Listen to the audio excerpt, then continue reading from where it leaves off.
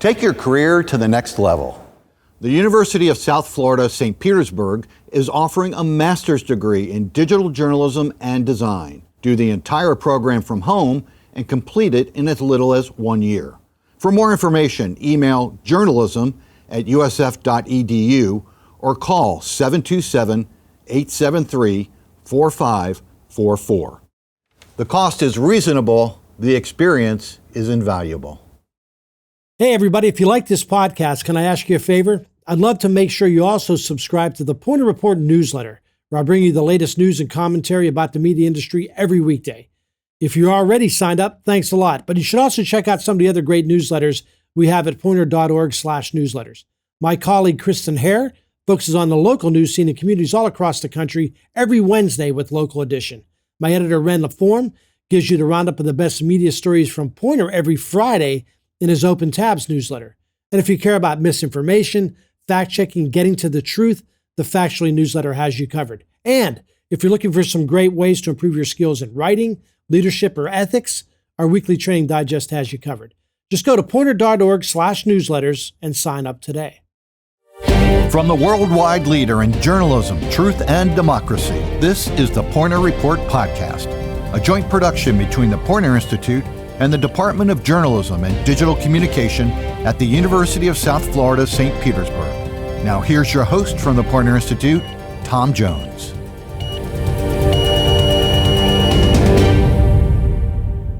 Hey everybody, welcome in. Thanks for listening. Thanks for watching. Hope your summer is going well. My summer, by the way, is not going well.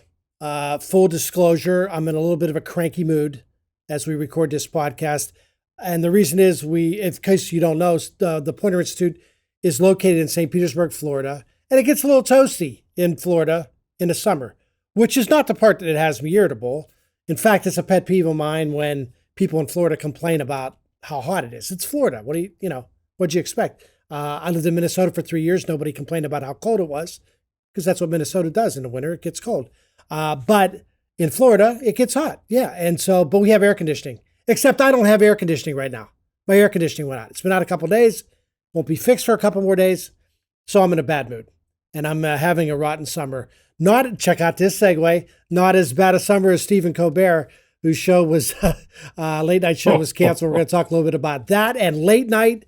And help me talk about it, the managing editor of Poynter.org, Ren LaForme, who's in Buffalo. So Ren, I'm assuming your summer's going a little bit better than mine because it's not as hot there, is there? No?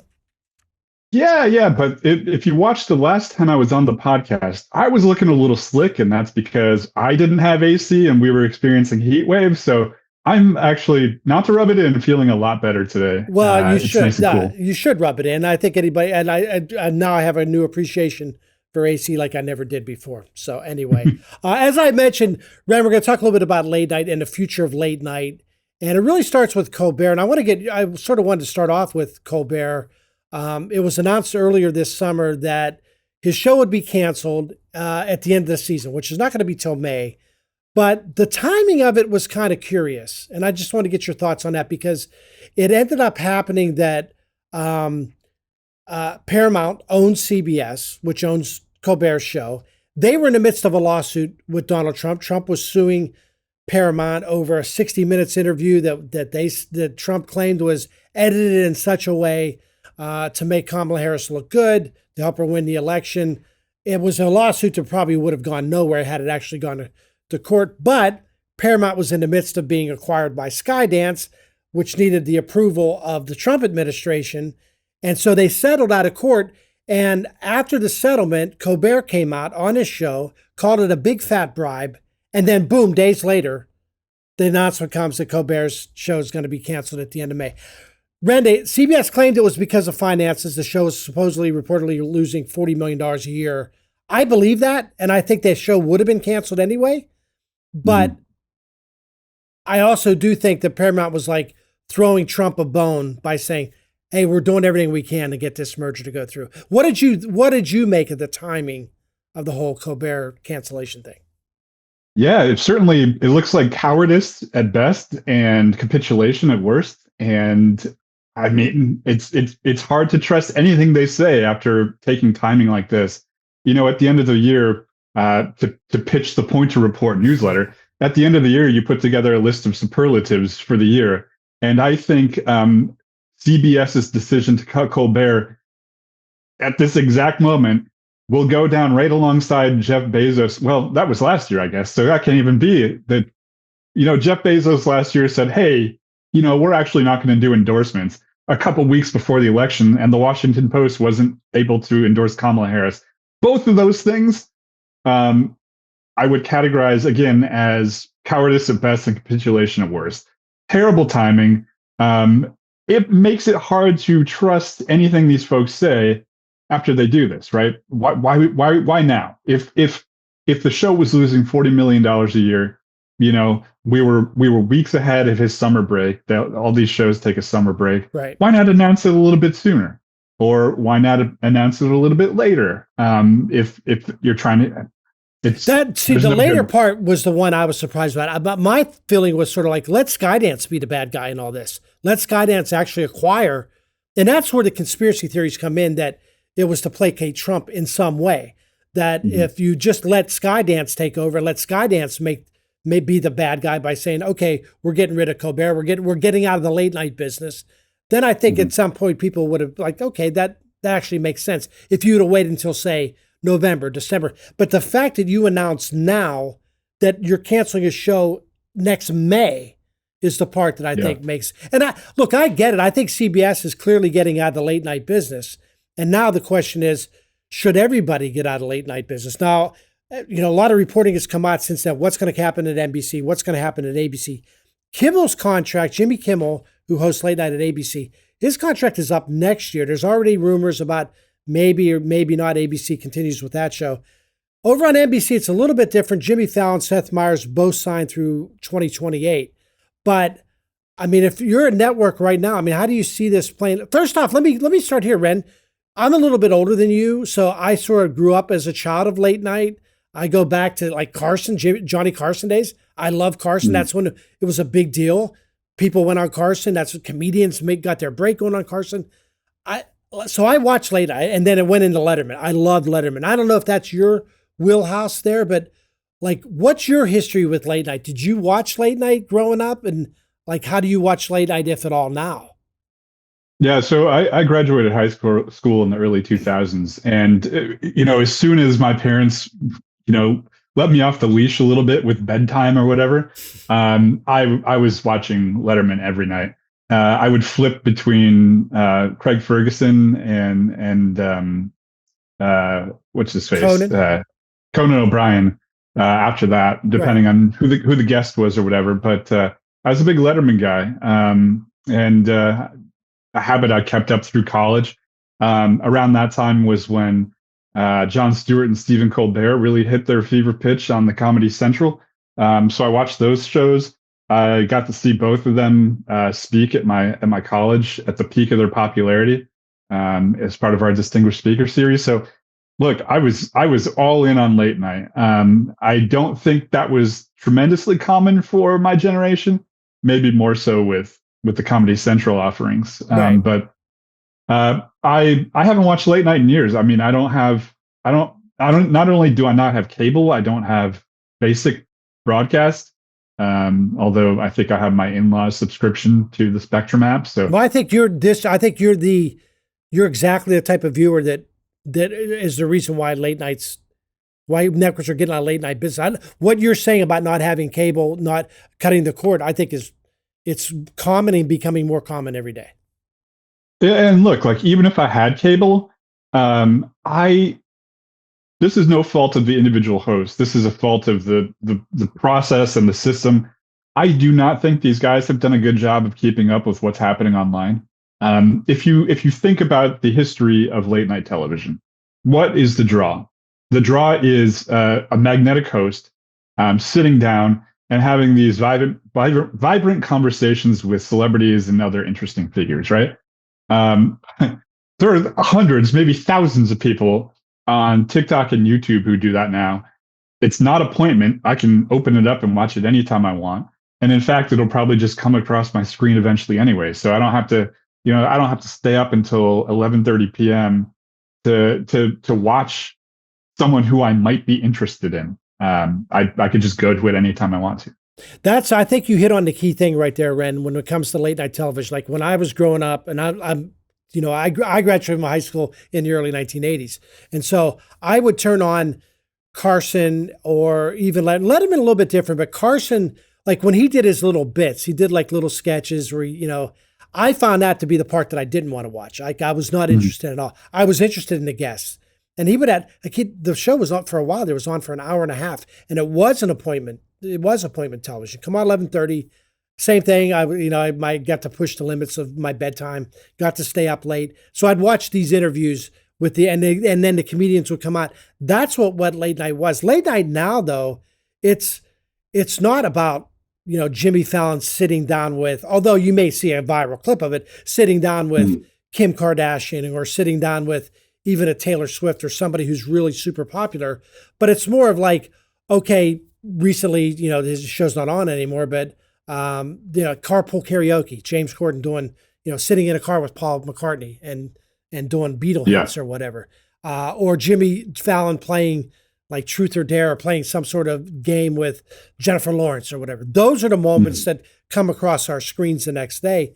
Like you said, it's not appointment television.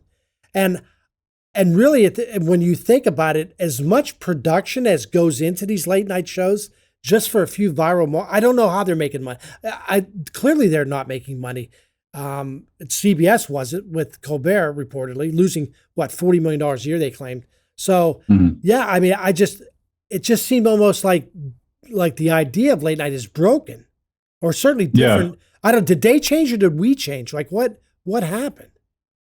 I think we changed. First I want to go back, and I do want to give some credit. I think Jimmy Fallon and James Corden in particular did a good job of trying to appeal to the internet with those segments that you mentioned. They're not for me. I was never a huge fan of those, but they were at least like trying to create clips that would survive in the internet sphere. Hats off. I do think that it was a little bit of a misunderstanding in that people online don't want like the leftovers. Like we don't want the slop that you're casting off from the show. Like make something for us, Right. But yeah, I do think that we've changed, and I think we have a tendency to look at the internet and look at the pace of change and say, "Wow, this is unprecedented," right? But this is very much precedented. I mean, you can look even in recent history. Are there still radio serialized like shows? Like no one's sitting around listening to Little Orphan Annie at 6:00 or like any given Western that they had. I'm talking like whatever, yeah. And I think there were probably people who were sitting in caves lamenting that the oral tradition was dying when writing was invented. What are we going to lose if we don't have these beautiful orators anymore? Yeah. So it's precedented. It does feel like a lot is changing at once, but I think that's a human tendency to sort of lament about how your childhood and your adulthood are so different.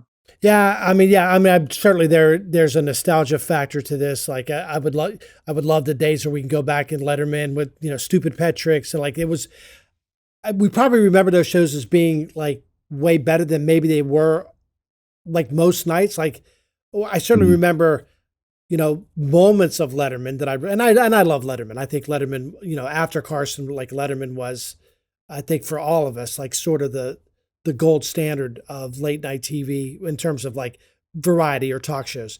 But I also think, if you watched it 5 nights a week, it wasn't great every night. They threw a lot of stuff against the wall, which was fine. And we were willing to put up with it because we get those moments that were viral, or then we didn't even know what viral was then, but then you would come in the next day and at work or school or whatever, say, oh, did you see Letterman last night when this happened? Yeah. I just don't think that happens anymore. Right. I mean, I don't think so. I look, I'm not in high schools, I haven't stepped foot in one for a long time, but I strongly suspect people aren't coming in and saying, oh, did you see what was on Fallon last night? It's more like, I'm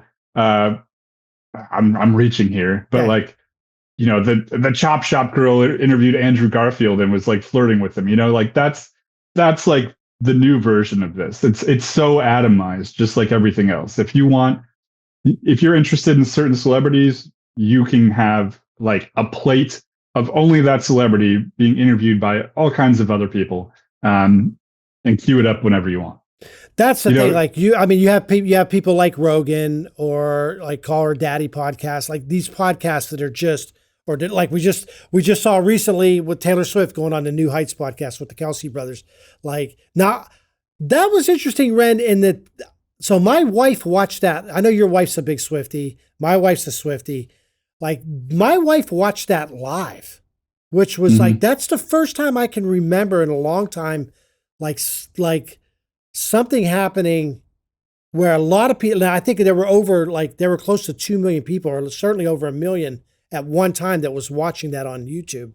Like even YouTube had problems, which is like never a thing. I know, right? YouTube, yeah.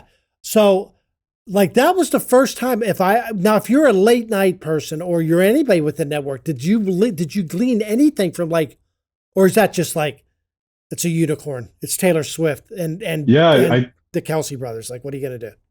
I think it's just the fact of the matter that she's one of the few people with the cultural power to pull people into the modern version of appointment viewing, right? Like I don't think there are many other celebrities who are capable of that.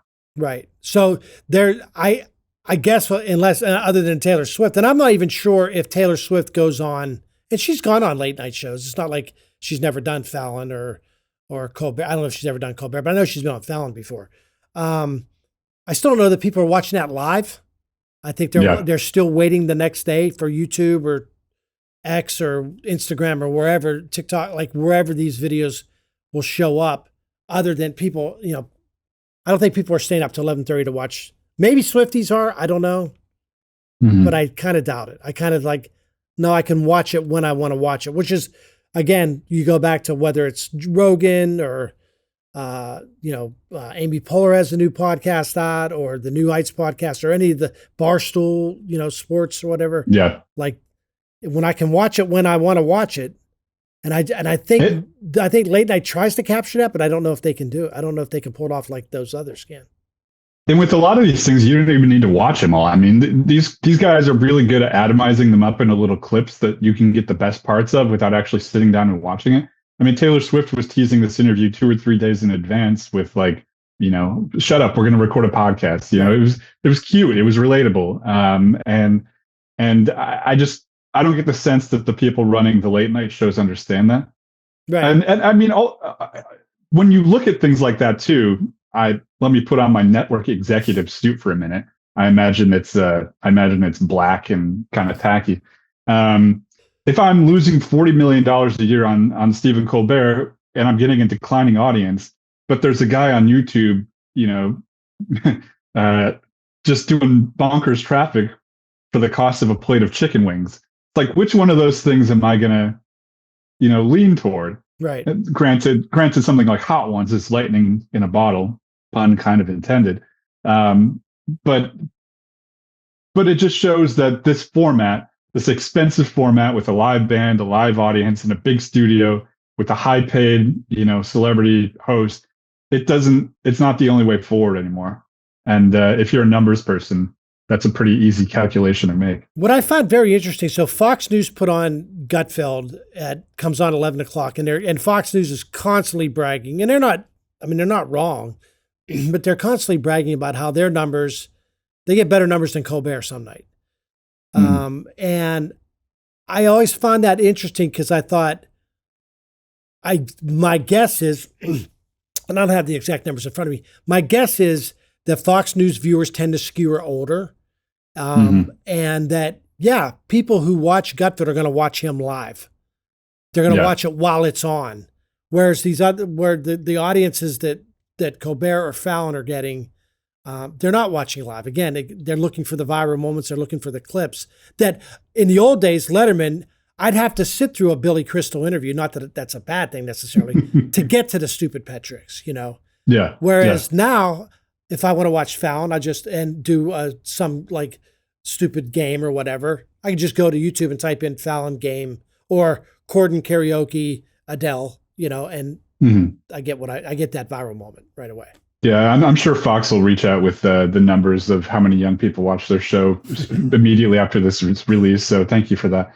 But I think you're probably right on the money there. And the other thing that I think Fox is smartly doing, and this is maybe a little bit in the weeds, smartly doing for their audience, maybe to the detriment of society and democracy, is that they understand that they are selling a product as an identity, right? So Gutfeld is not just another late night show. It's a late night show for you, the people who watch Fox and actually know what's going on. You know, the late night shows on CBS, NBC, ABC, those are sort of an old school appeal to a monoculture that doesn't really exist anymore. You're like, that's for nobody. That's just for everybody. And because it's for everybody, it's almost for nobody. I think we're seeing a lot of media being atomized into like, this is for a specific group of people. And that's probably why Gutfeld has a growing audience, because they know who their audience is. To sort of wrap this up, Ren, so if you're a network executive, let's put on that dark suit again. I mean, would you want to be? Clearly, it looks like CBS is getting out of the late night business, the traditional late night business. I mean, Colbert's going off, and they're not going to replace him, so they say. Mm-hmm. Kimmel, we'll see what happens with ABC. They still got, they still have Nightline, which they could play with that. Fallon, it looks like Fallon and Seth Meyers are around for a while. But if you're an executive, do you still want to be in the late night business, or are you looking to evolve in some way, or keep throwing out there what you're throwing out? Like, how would you approach it? Or does anybody? Yeah, I think you got to start trying new things. This might be the dumbest thing that I can possibly say on this show, but I'm going to throw it out there anyway. The world needs more Quibbies. Do you remember the Quibi, the short-lived short-form video? I think it was run by Roku. Was it CBS? CBS, I think CBS, yeah. Look, it was a massive failure, but it was an attempt at something new. It was a big, bold attempt at something new. And throwing a bunch of money at late night, you're going to see declining audiences. Late night, sorry guys, it's right up there with newspapers. They're not coming back. They're not going to necessarily go away, but they continue to be an ever niche product. Same with appointment, drama TV. There's not going to be like a network type of Breaking Bad show ever again, because people don't expect that. They don't want that. Right. And so, yeah, if I'm a network executive, this is a time to find some interesting, bold people, set up a side company, and let them go nuts, even if it starts, hammering away at your core late night business, because we need to find something new. There's going to be 10 or 20 Quibbies before we land on what actually works. I like it. Makes sense. Thanks. No, seriously. You said you were going to start off saying something dumb. It turned out to be really smart. So, all right, Ren LaForme, thanks so much. The future of late night, we'll see if it survives or not. It'll be an interesting question as we go forward. Thanks for watching the podcast. Thanks for listening. As always, subscribe, like, give us a good review. It really helps. And we'll see you next time on the Poynter Report Podcast. See you in a Quibi. Thank you for listening to the Poynter Report Podcast. The podcast is produced by the Department of Journalism and Digital Communication at the University of South Florida, St. Petersburg. Executive producers are Elliot Weiser and Ren LaForme. Producer is Tom Jones, and our director is Christopher Campbell. And a special thank you to Neil Brown and Dr. Mark Walters.